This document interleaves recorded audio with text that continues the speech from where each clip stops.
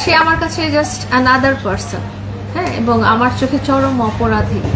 তো আমার কিছু যায় আসে না, এবং এই অপরাধটা আসলে আমার সাথে করা হয়নি, তো আমার উপরে কোনো এফেক্ট পড়ার কথা না আসলে। সো এই অপরাধটা যার সাথে করা হয়েছে ওনার উপর এফেক্ট পড়ার কথা। আমার উপরে যখন উনি অপরাধ করেছিলেন তখন আমি স্যাড ছিলাম, কান্নাকাটি করেছি। ইভেন আপনার চ্যানেলেও পারফেক্ট নিউজে যেও অনেক কান্নাকাটি করেছি। তো যেটা হয়েছে যে এবার তো আমার সাথে সম্পর্কিত না, তো আমি একদম সাধারণ মানুষের মতোই জীবনযাপন করছি। এত মানুষের সামনে পারফেক্ট নিউজের আপনি প্রমোশন করলেন টাকা ছাড়া। আচ্ছা আরিফ ভাই একটু কোয়াট থাকে, আমি সেল টিভিরও প্রমোশন করে দিব। সেল টিভিরও করে দিতে ভালো ভালো বলছেন। সেল টিভি অনেক। আচ্ছা ওকে এত চ্যানেল কিভাবে সূত্র ধরে একটা প্রশ্ন রাখতে চাই, সেটা হলো যে সেম ভাবে আপনাকে রাতে এইভাবে আপনাকে আঘাত করা হয়েছিল এবং আপনি কুর্মিটোলা হসপিটালেও এবং সেই রাতের যে ঘটনা ঘটেছে সারা দেশের মানুষ দেখেছে, এবং আপনি এটা নিয়ে একটু মন্তব্য আপনার কাছে জানতে চাই যে একটা মানুষ কতটা প্রথম কথা হচ্ছে যে আমি সোশ্যাল মিডিয়াতে আছি বলে আপনারা ঘটনাটা জানতে পেরেছেন। এই অপরাধী লোকটা আরো অনেক নারীর সাথে একই ঘটনা ঘটিয়েছে, বাট তারা যেহেতু সোশ্যাল মিডিয়াতে এরকম পরিচিত মুখ না বলে তাদের কাছ থেকে কিন্তু আপনারা জানতে পারেন না। হ্যাঁ, এরকম ঘটনা ঘটিয়েছে এই অভিযোগ আমি অনেক পেয়েছি। তো আপনারা মাঝে মাঝে বলেন না যে ছেড়ে দেন, ক্ষমা করে দেন, তো এটা একটা রিজন যে আমি অপরাধীকে ক্ষমা করতে চাই না, কারণ এটা ওনার সিরিয়াল করা অপরাধ, এবং সেই অপরাধের সর্বশেষ বলিটাও কিন্তু তার নিজের ডিক্লেয়ার করা ওয়াইফ। একদম সেম ঘটনা, সেম টাইম, সেম সিচুয়েশন, মানে এটা তার ব্লাডে মিশে আছে না কিছু অপরাধী আছে না যে যাদের ব্লাডে অপরাধ থাকে, বলে না সিরিয়াল কিলার, সিরিয়াল রেপিস্ট, যারা আসলে বাই বর্ন ক্রিমিনাল প্রতিনিয়ত এটা তার করতেই হয়। হ্যাঁ, এটা তার ভিতরেই রয়ে গেছে, তার জিনের ভিতরে, ডিএনএর ভিতরে রয়ে গেছে। এই লোকটাও এরকম। আমাদের দেশের বাইরে থেকে একজন লোক কন্টেন্ট করছে এবং তিনি দাবি করছে, আমি যদিও বলতে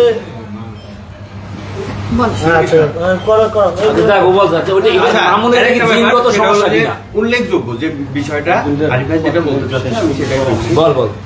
ইন্ডিয়ার আলোচিত কন্টেন্ট ক্রিয়েটর স্যান্ডি সাহা এখন সামনে আছে, এবং শুধু স্যান্ডি সাহা না, সাথে ওর সাথে আরেকটা নারীও আছে, নারীটার নামটা একটু জয়শ্রী।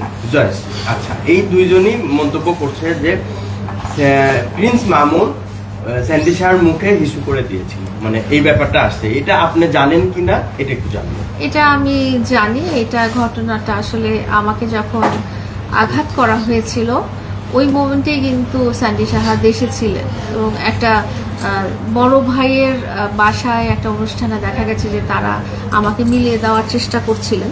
তো এই ঘটনাটা আসলে ওই টাইমেরই একটা ঘটনা, এবং আমি ওখানে উপস্থিত ছিলাম। এবং সেই সময় স্যান্ডি শাহর ভার্জিনিটি নষ্ট করেছিল প্রিন্স মামুন, মানে এই ব্যাপারটা জানেন?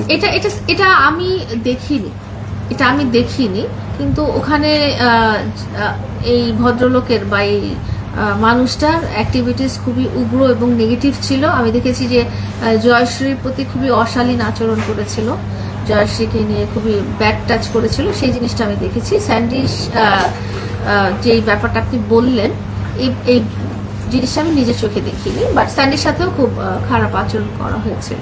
স্যান্ডির সাথে তো বিডি ইমরানের একটা সম্পর্ক ছিল, কিন্তু প্রিন্স মামুনেরও সম্পর্ক, মানে এটা একটু ক্লিয়ার করবেন, মানে দুইজনেরই একসঙ্গে সম্পর্ক ছিল? না, ওর সাথে সম্পর্ক ছিল না। ও যেহেতু বললাম না, অপরাধ করার প্রবণতা থাকে বা খারাপ কিছু করার প্রবণতা থাকে, সেই উদ্দেশ্যে সে এই ধরনের অ্যাক্টিভিটিস করেছিল। এবং ওই জায়গাটায় আমি ছাড়াও আরো অনেক মানুষ ছিল যারা আপনারা ভিডিওতে দেখেছেন, তারাও ছিল। যখন মুখে প্রস্তাব করে দিল তখন ওইখানে অবস্থাটা কি হয়েছে? আসলে তখন আমি কিন্তু হতাহত, আমার কিন্তু এক চোখে আমি দেখছি না, ব্যান্ডেজ ট্যান্ডেজ করা অবস্থায়। তো আমাকে ওই বড় ভাই একজন, মিউচুয়াল বড় ভাই একজন ডেকে নিয়ে গিয়েছিলেন যে কোনো কিছু ঠিক করা যায় কিনা। তো আমি নিজের শারীরিক অবস্থা নিয়ে আমি খুবই উদ্বিগ্ন হয়েছিলাম এবং আমি চাচ্ছিলাম যে খুব তাড়াতাড়ি এই পরিবেশ থেকে বাসায় চলে আসি। তো ওখানে দেখা গেছে যে ও তখন একেবারে মদ্যপ অবস্থায় ছিল এবং যাকে পাচ্ছে তাকেই মারছিল, নিজের বন্ধুদেরকেও মারছিল, এরকম অবস্থা। তো একজন মানে মদ্যপ অবস্থায় থাকা ব্যক্তিকে তো আসলে কন্ট্রোল করা সম্ভব না। আমি চলে এসেছিলাম। আচ্ছা, আপনার কাছে হ্যাঁ। লায়লার মতন একজন বউ আপনার পরিবারে পেয়েছেন, কেমন লাগছে? ঠিক হ্যাঁ, খুবই ভালো লাগছে। আপু জোরে পাইবো কয়দিন পরে। আপু একটু নাম ধরে বললেন যে লাইলার মতো। অবশ্যই লায়লা আপু তো অনেক লক্ষ্মী, দিকে আর লায়লার মতন বউ আমাদের ফ্যামিলিতে আসতেছে, এটা আমাদের জন্য অনেক সৌভাগ্যের একটা ব্যাপার, কারণ সে অনেক লক্ষ্মী এবং মানে খুবই ভালো। আপনার কোন ভাই আমরা দেখি। বিয়ে দিচ্ছেন? অবশ্যই আমি ভাইয়ের সঙ্গেই দিচ্ছি। ছোট ভাই না বড় ভাই? বড় ভাই বয়স কোনো অল্প বয়স? না, অবশ্যই বয়স্ক ম্যাচিউর যিনি আছেন। কি বিবাহিত নাকি? আমি বাইতেছি। ব্যক্তিগত হয়ে গেল একটু, আপাতত আগে আপনি আগে আগে আগে সংসারটা ঠিক পর্যায়ে যাক, তখন তো সবই জানতে আচ্ছা আপু, লায়লা আপু একটা সহজ সরল মানুষ, বিশ্বাস করে অনেকে জীবন সঙ্গী হতে চেয়েছিলেন, সেই দিক থেকে তিনি অনেক বড় হোঁচট খেয়েছেন। এবার আসলে আপনি কতটুকু তাকে আশা দিয়ে রাখছেন বা তার লাইফটা কেমন হতে পারে আসলে, এটা আপনাদের ফ্যামিলিতে আছে? আশা তো করছি ভালো হবে ইনশাল্লাহ, বাকিটা সময় দেখা যাবে, ভালো হবে ইনশাল্লাহ। তো আমরা আজকে শেষ করি এখানে। Thank you so much. ধন্যবাদ। আপা একটু বসেন না, ওই আপা বলছি ছেলেদের বিয়ে হবে তাড়াতাড়ি, আপার প্রশ্নের জবাব হয়নি। এগুলো মজা করে বলা যাচ্ছে। আপু সুন্দর করে বলছিলেন যে কথা ভালো লাগছিল কিন্তু। ওই খুবই মজা লাগছে আপু। আপনি একটু না, ওগুলো ওকে খান, এগুলো বলুন। ফান করে বলা যাচ্ছে। না, আচ্ছা, বাদ দেন, ভাই। বাদ দাও।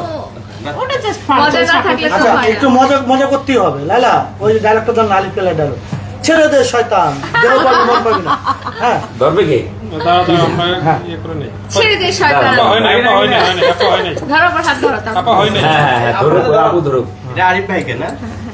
আর এটা হচ্ছে আমাদের প্রিয় সার্টিফিকেট। হাত ধরেন। ছেড়ে দে শয়তান, তুই আমার দেহ পাবি কিন্তু মন পাবি না। বলো, তুমি দেহটাই তো চাইছিলে। আমি তো দেহটাই চাইছিলাম তোমার, মন তো চাই নাই। সামনে দিলে ভালো হতো। আরেকবার দেন আপু, ওই সামনে হয়ে গেছে।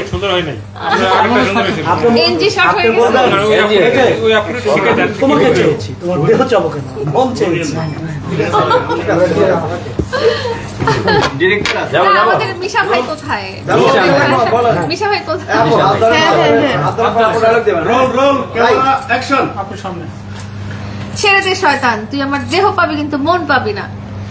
আমি তো তোমার দেহ চেয়েছি, মন তো চাইনি। হ্যাপি? থেকে কি মামুন হয়ে মামুনের বোন। এই কি বলে? থ্যাংক ইউ সো মাচ আসার জন্য। আপনাদের সাথে আপনাদের জন্য আসলে হয়েছে। দেখা হলে ভালো লাগে। Lady villain. আসলে কি আপনি ভিলেন? হ্যাঁ, ওকে, কিছু ক্ষেত্রে তো ভিলেন হতেই হয়, ভিলেন ছাড়া তো আসলে একটা ক্যারেক্টার জমে না। মামুন আর লায়লার লাইফ নিয়ে যদি মুভি করা যেত, তাহলে আমি বলবো যে 5টা মুভি হইতো বাংলাদেশে, আরো বেশি হইতো। আরো বেশি হইতো। তো মামুন এবং লায়লার খুবই সুন্দর করে। লাইফ স্টোরি নিয়ে মুভি করার ইচ্ছা আছে কি?